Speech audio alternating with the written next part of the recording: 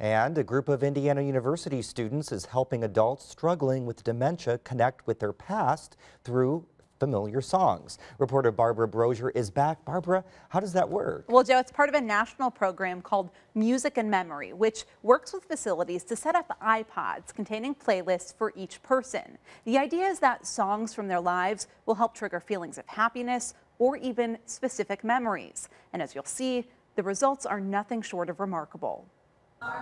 We all have that one song. Why did I decide to roam? The moment you hear the first notes, it comes over you.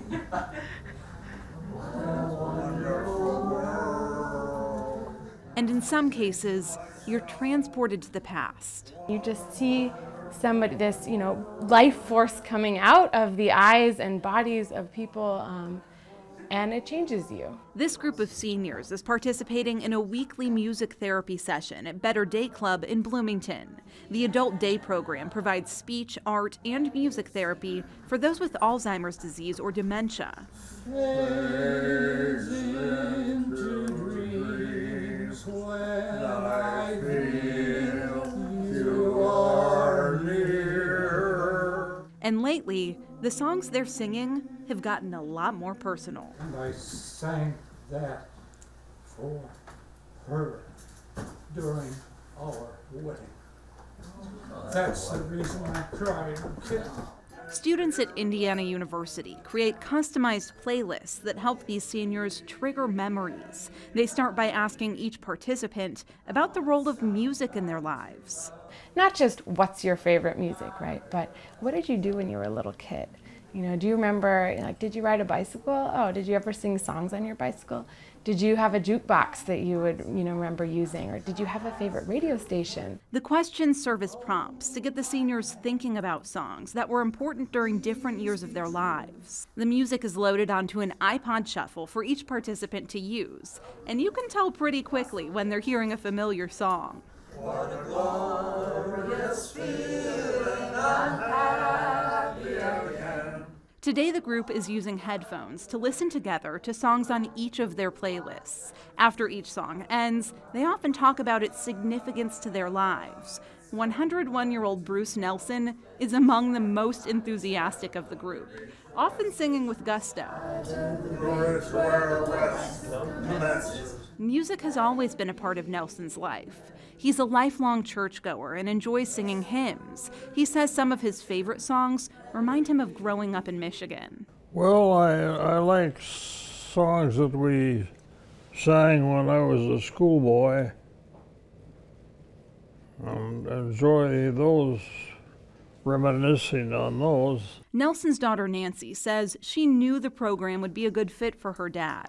She remembers her parents constantly listening to classical music and going to a lot of concerts. And he would always sing along to the radio, and you were a great whistler. But she reminded herself to be realistic in her expectations of the program. Nancy already connects with her dad in many ways, so she wasn't expecting music to make a big difference. But there's nothing like seeing your important person light up. I mean, that's exactly what happened. Standing next to my dad and listening to him sing hymns has been a lifelong experience.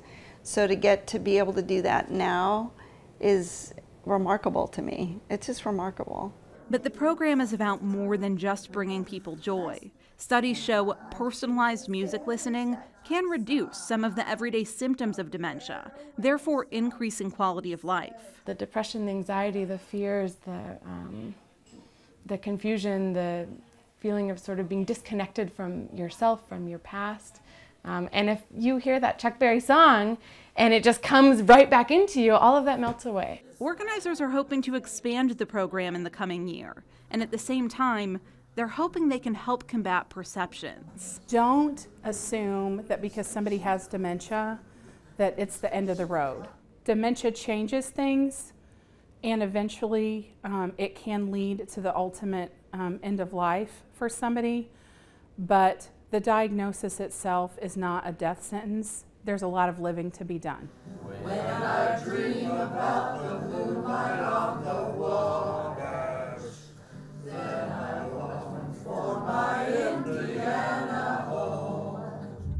The Music and Memory course will continue in the fall. Students are also starting a club as well, and they're accepting used iPods to help their efforts of expanding this program. In addition to that, it takes each facility about a $500 to $1,000 initial fee to participate in this national program. Wow, that is such a great story. Hey, were there any interesting selections from this group? Yes, Itsy Bitsy Teeny Weeny Yellow Polka Dot Bikini. One man apparently loved that song, wanted to hear it on repeat. Love it. Thanks, Barbara.